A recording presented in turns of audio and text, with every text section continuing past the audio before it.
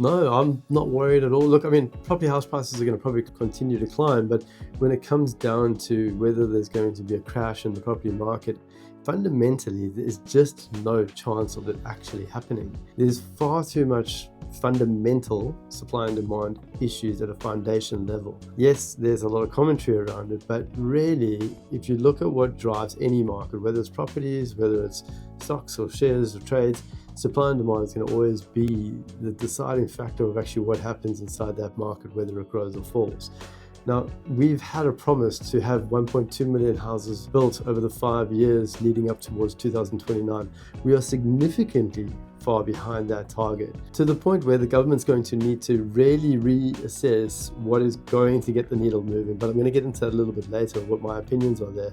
From January 2025 to January 26, so basically over the last year, the country's brought in 500,000 people, and these are permanent arrivals. That is so many people. When you're thinking about the population of Australia, we're only a country of 27 or 28 million people. But the scariest part is that over January was the highest arrival since 2023. And that came in at 57,000 permanent residents arriving into the country. You really have to look at it from the state of, it's kind of like a school where you've got a school which is a capacity, and then all of a sudden you've got twice as many students coming in. Where are you going to put these kids in classes? There's just literally no capacity.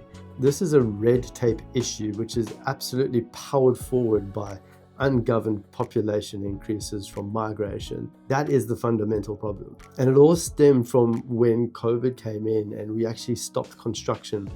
I think we reopened the borders in around 2022. And by mid-2023, there was 550,000 arrivals. Now, that was another 500,000 arrivals. These periods of 500,000 people arriving in the country is exactly what is stimulating the amount of demand for property. But if you continue to bring in 500,000 people year on year on year, and you're not supporting the construction of dwellings for these people, we're going to continue to have this problem. And to be honest, the only way that I really see this happening, and obviously I'm not in government so I can't make these rules, but the taxes that are being collected at the moment really I feel should be going towards two major areas. Number one is the actual import goods and the cost of goods that are needed for construction to be subsidized by the taxes that we all pay. I don't think there's enough of a contribution of our taxes going towards the subsidizing costs to import the building equipment and the building materials that we need in Australia. Number two, increasing the development of those building supplies and goods and materials in Australia. I said there were 2 points, but there's a third as well, which is actually just really supporting the construction trade more so that there's more incentivization for people to take employment up in these areas. And if that looks like it can be controlled through migration, then potentially there needs to be a harder focus on the actual skilled labor that comes into the country, because yes, it's there, but is it really controlled? Not enough, I don't think.